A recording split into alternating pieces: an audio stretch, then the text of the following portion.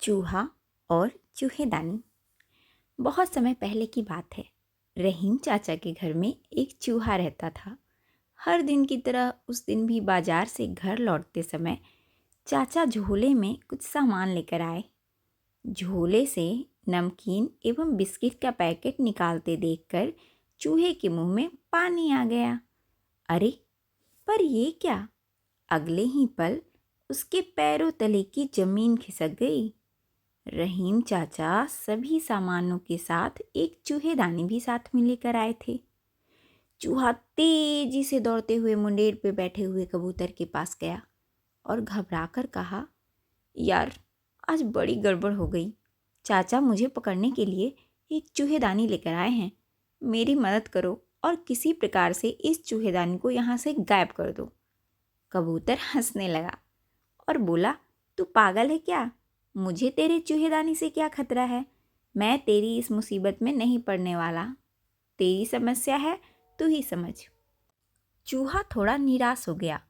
फिर वह हांफता हुआ मुर्गों के पास पहुंचा और बोला, मुर्गा भाई, मेरी मदद करो मुर्गा भाई। चाचा मुझे पकड़ने के लिए चूहेदानी लेकर आए हैं। कोई तरकीब बताओ जिससे मैं उससे बच सकूं। सभी मुर्गे दाना चुगने में व्यस्त थे। उन्होंने उसकी बात पर ध्यान नहीं दिया और कहा, अभी हम लोगों को खाना खाने दो, बाद में बात करना। अब चूहा दौड़ता दौड़ता अपनी आखिरी उम्मीद लेकर बकरे के पास गया और बोला, भाई, तुम तो मेरी मदद कर दो। मुझे चाचा के लाए हुए चूहेदानी से बचने का कोई तो उपाय बताओ। बकरा जोर जोर से हंसने लगा और बोला, यार, तेरी छोटी सी चूहेदानी से मुझे क्या खतरा है और तेरी मदद करके मेरा क्या फ़ायदा है? मुझे तो लगता नहीं कि कभी मुझे तेरी मदद की ज़रूरत पड़ेगी। मैं अभी तेरी मदद कर दूं तो कल तू मेरी मदद करेगा। और ऐसा कहकर बकरे ने भी चूहे की मदद करने से इनकार कर दिया। ऊपर से उसका मजाक उड़ाकर जोर जोर से हंसने लगा। बेचारा चूहा उदास होकर अपने बिल में चला गया। रात हो चुकी थी। चाचा और उनका परिवार खा पीकर सोने जाने की तैयारी कर रहे थे। तभी अचानक खटाक की आवाज़ आई। सभी को लगा कि शायद चूहा जाल में फंस चुका है। रहीम चाचा आगे बढ़े ही थे कि तभी उनकी छोटी बिटिया दौड़कर चूहेदानी की तरफ भागी। उधर कबूतर, मुर्गे और बकरे को भी यही लगा कि लालची चूहा आदत से मजबूर आज तो गया काम से। लड़की ने पलंग के नीचे हाथ डालकर चूहेदानी निकालने की कोशिश की। तभी हिश की आवाज़ आई। यह क्या? चूहेदानी में चूहा नहीं बल्कि एक जहरीला सांप फंस गया था और उसने बिटिया को फनकार मारते हुए डस लिया था। बिटिया की चीख सुनकर सभी वहां एकत्रित हो गए। रहीम चाचा जितनी जल्दी हो सके उसे लेकर पड़ोस में रहने वाले ओझा के यहाँ भागे। ओझा ने कुछ तंत्र मंत्र किया और बिटिया के हाथ पर एक लेप लगाते हुए बोले, बच्ची अभी खतरे से बाहर नहीं है। मुझे अभी तुरंत कबूतर का कंठ ला कर दो। मैं उसे उबालकर एक काढ़ा तैयार करूँगा जिसे पीकर यह पूरी तरह से स्वस्थ हो जाएगी। यह सुनते ही रहीम चाचा कबूतर को पकड़कर ले आए और बिना देरी किए कबूतर का काम तमाम कर दिया गया। बिटिया धीरे धीरे ठीक होने लगी। अगले दिन कई नाते रिश्तेदार बिटिया का हालचाल जानने के लिए इकट्ठा हो गए। चाचा भी बिटिया की जान बचने से बहुत खुश थे और इसी खुशी में उन्होंने सभी को मुर्गे की दावत देने की सोची। कुछ ही घंटों में मुर्गों का भी काम तमाम हो गया। यह सब देखकर बकरा काफ़ी डर गया था, पर जब सभी मेहमान चले गए तो वह निश्चिंत हो गया। पर उसकी यह बेफिक्री अधिक देर तक नहीं रह पाई।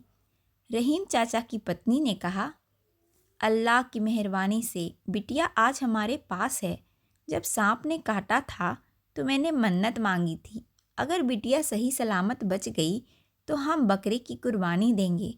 चलिए, अब देर ना करके हमारे बकरी की कुर्बानी दे दी जाए। इस प्रकार से कबूतर, मुर्गे और बकरा तीनों ही मारे गए और चूहा अभी भी सही सलामत था।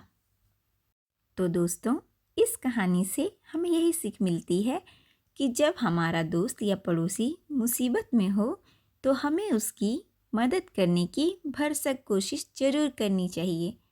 किसी समस्या को दूसरे की समस्या मानकर आंखें मूंद लेना हमें भी मुसीबत में डाल सकता है। इसलिए मुश्किल में पड़े मित्रों की मदद जरूर करें। ऐसा करने से कहीं ना कहीं आप खुद की ही मदद करेंगे। धन्यवाद। तो दोस्तों, ये तो हो गई कहानी की बात, और हमने बचपन से भी यही सुना है कि दूसरों की हमेशा मदद करनी चाहिए।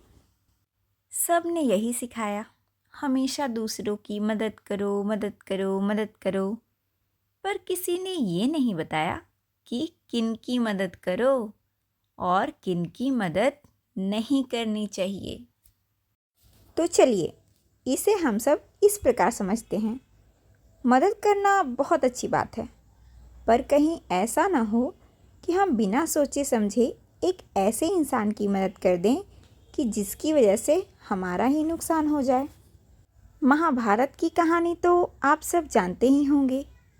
इस कहानी में बहुत बड़े बड़े योद्धा शामिल थे, जिनमें भीष्म पितामह, अंगराज कर्ण, गुरु द्रोणाचार्य और अर्जुन जैसे ना जाने कितने योद्धा शामिल थे। सभी एक से एक विद्वान। परंतु जब भरी सभा में द्रौपदी के साथ दुर्व्यवहार किया जा रहा था, तब द्रोणाचार्य, भीष्म पितामह और अंगराज कर्ण ने पांडवों की कोई मदद नहीं की, जिस वजह से युद्ध भूमि में उन्हें अपने प्राणों से हाथ धोना पड़ा। यहाँ हमने सीखा कि अगर कोई मुसीबत में हो और उसे बचाना या उसकी मदद करना धर्म के पक्ष में हो तो हमें उसकी मदद जरूर करनी चाहिए, वरना एक दिन हम भी उस कृत्य का एक हिस्सा बनकर कहीं ना कहीं पाप के भागी बन जाते हैं और कुछ तो नकारात्मक परिणाम भुगतने पड़ते हैं।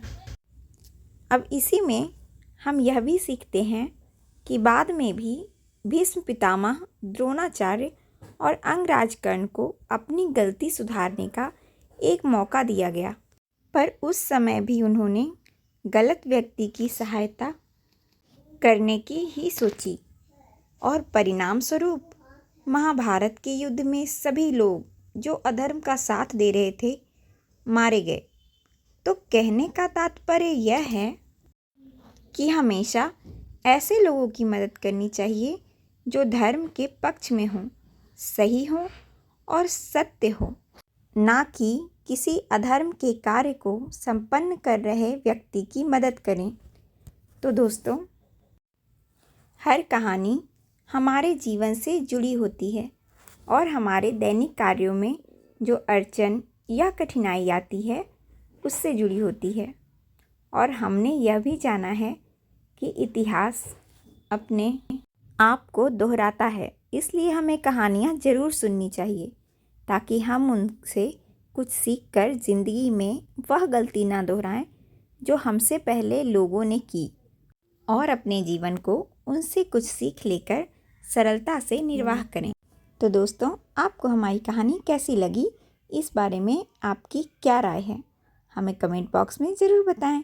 और जो लोग हमारे चैनल पर नए हैं, कृपया लाइक करें, शेयर करें और सब्सक्राइब करें। धन्यवाद।